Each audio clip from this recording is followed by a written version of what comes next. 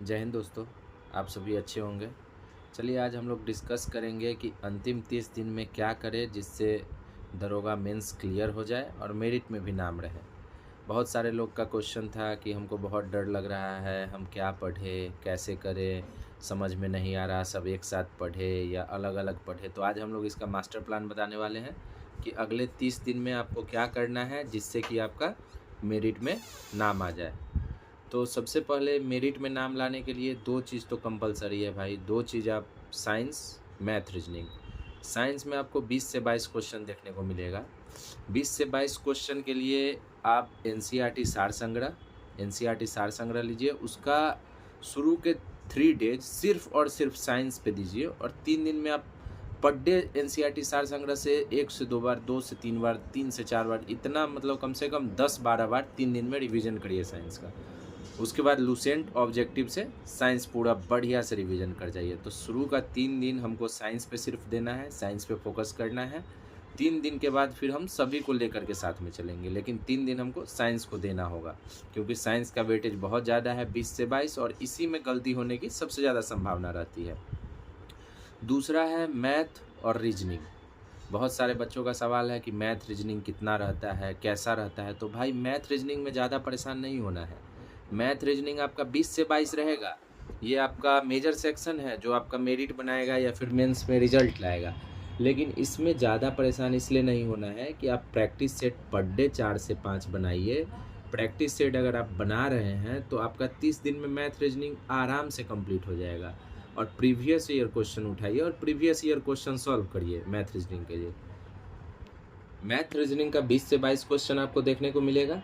इसमें हम आपको इम्पोर्टेंट टॉपिक्स बता देते हैं मैथ का। खास करके मैथ में आप CISI पढ़ जाइए। CISI से 1 से 2 क्वेश्चन देखने को मिलेगा। टाइम एंड वर्क से 1 क्वेश्चन दिखेगा। टाइम एंड डिस्टेंस से 1 क्वेश्चन दिखेगा आपका। प्रायिकता से 1 क्वेश्चन दिखेगा। इसके अलावा नंबर सिस्टम से दिखेगा। एडवांस से न के बराबर ही क्वेश्चन देखने को मिलता है। रीजनिंग में आपको लाइन काउंट करना, त्रिभुज काउंट करना, ये सब आपको देखने को मिलेगा। तो इसके लिए ज़्यादा परेशान नहीं होना है। इसके लिए बेहतर है कि आप प्रीवियस ईयर क्वेश्चन सॉल्व करिए और पर डे 4 से 5 सेट मारिए। उस सेट से आसानी से इसमें हो जाएगा। तो 2 मेजर सेक्शन जो था वो आपका कंप्लीट हो चुका है, साइंस, मैथ और रीजनिंग। तो साइंस के लिए क्या था? साइंस के लिए एनसीईआरटी सार संग्रह पर डे रिवीजन करना है, 3 दिन लगातार उसी पे फोकस करना है। उसके बाद आपको लूसेंट ऑब्जेक्टिव देखना है साइंस के लिए। मैथ के लिए हो गया आपका प्रीवियस ईयर देख लिए और साथ में ही प्रैक्टिस सेट जो बना रहा है उससे मैथ रीजनिंग हो जाएगा। इसके बाद तीसरा आता है हिस्ट्री। हिस्ट्री में भी मॉडर्न और ancient. Modern ancient major section है। मॉडर्न आप बढ़िया से पढ़िए, बढ़िया से रिवीजन करिए। एंसेंट भी बढ़िया से रिवीजन करिए। ये भी आप रिवीजन एनसीईआरटी सार संग्रह से कर सकते हैं। और ऑब्जेक्टिव के लिए घटना चक्र सबसे बेहतर बुक है। घटना चक्र का बुक आप लोग यूज करिए। तो हिस्ट्री भी हो गया। इसके बाद आपका पॉलिटी के लिए आप लूसेंट का ऑब्जेक्टिव बुक भी यूज कर सकते हैं, लूसे और घटना चक्र का ऑब्जेक्टिव भी यूज कर सकते हैं। साथ ही सब्जेक्टिव के लिए तो एनसीईआरटी सार संग्रह ही बेहतर है।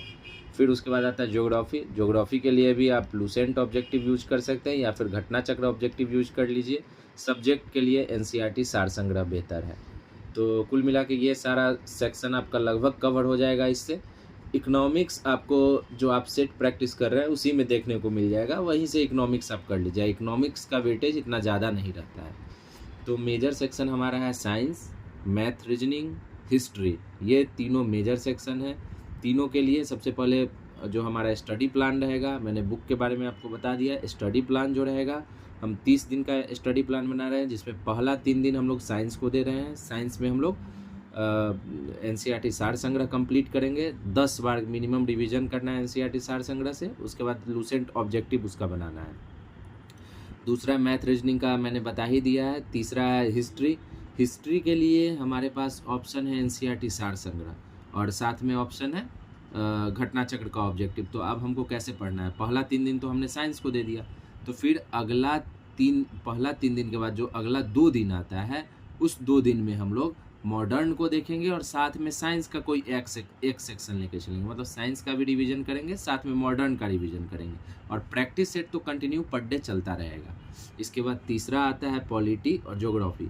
तो हम लोग क्या करेंगे कि पहला 5 दिन का प्लान हो गया। 5 दिन के बाद छठा दिन से हम लोग एक और सब्जेक्ट उसमें ऐड कर लेंगे। तो हमारा एक साइंस का कोई सेक्शन हम रिवीजन करते रहेंगे। मान लीजिए आप बायोलॉजी रिवीजन कर रहे हैं तो छठा दिन हम एक बायोलॉजी रिवीजन किए, उसके बाद हिस्ट्री में हम मॉडर्न या एंसेंट रिवीजन किए, और साथ में एक पॉलिटी या ज्योग्राफी को उसमें ऐड कर दिए। तो इस तरह से छठा दिन हो गया। तो अगले टोटल शुरू के 10 दिन जो रहेगा उसमें 3 दिन हम सिर्फ साइंस को देंगे, अगला 2 दिन मॉडर्न और साइंस को मिला जुला कर देंगे, और उसके बाद अगला 5 दिन में हम लोग एंसेंट, पॉलिटी, साइंस का कोई सेक्शन और मॉडर्न, ये चारों मिला करके देंगे। पहला 10 दिन ये हमको करना है। उसके बाद अगला 5 दिन में हमको सारे सब्जेक्ट का कोई एक एक मॉडर्न, जैसे हिस्ट्री में मॉडर्न ले लिए, साइंस में फिजिक्स ले लिए, पॉलिटी का कुछ सेक्शन ले लिए, ऐसे कर करके पार्ट वाइज बांट करके हमको पढ़ना है। मतलब 10 दिन के बाद सबको साथ में लेके चलना है। लेकिन शुरू के 10 दिन हम लोग 3 दिन साइंस को दे रहे हैं, 2 दिन मॉडर्न को दे रहे हैं, 3 दिन फिर पॉलिटी और ज्योग्राफी को दे रहे हैं, 2 दिन एंसेंट को दे रहे हैं। शुरू के 10 दिन हम लोग अलग अलग करके पढ़ सकते हैं। साथ में सेट प्रैक्टिस जारी रखिए, 4 से 5 सेट प्रैक्टिस करिए। डरना नहीं है। बहुत सारे बच्चे बोल रहे हैं कि सर मेरा 70 से 74 के बीच में आ रहा है, 75 आ रहा है, 75 पार नहीं हो पा रहा है। तो होगा भाई, 75 पार होगा। आप 75 तक पहुंच गए हैं तो 80 भी पहुंच जाइएगा। उसके लिए परेशान नहीं होना है। थोड़ा बहुत मेहनत की ज़रूरत है, थोड़ा बहुत कंसिस्टेंसी की ज़रूरत है। एकदम फोकस करिए, कहाँ पे गलती हो रहा है उस पर भी ध्यान दीजिए, और जितना हो सके ऑब्जेक्टिव क्वेश्चन सॉल्व करिए। ऑब्जेक्टिव के लिए घटना चक्र बेस्ट है, साइंस के लिए लूसेंट का ऑब्जेक्टिव बेस्ट है। चलिए पढ़िए। आप लोगों को बहुत बहुत बधाई, आप लोगों को ढेर सारी शुभकामनाएं। आप अपना मेरिट में नाम बनाइए, डबल स्टार लगाइए अपने कंधे पे, और चमकते रहिए सितारों की तरह। वीडियो अच्छा लगा होगा तो सब्सक्राइब करिए, आगे हम अपडेट करते रहेंगे। अगर आप लोगों को कोई भी डाउट रहता है, कोई भी परेशानी होता है, तो आप कमेंट में डालिए, मैं तुरंत रिप्लाई करूँगा, और ज़्यादा से ज़्यादा कोशिश करूँगा कि आपके डाउट, आपकी समस्या को समझ सकूँ और उसका सही से सही उपाय बता सकूँ। धन्यवाद।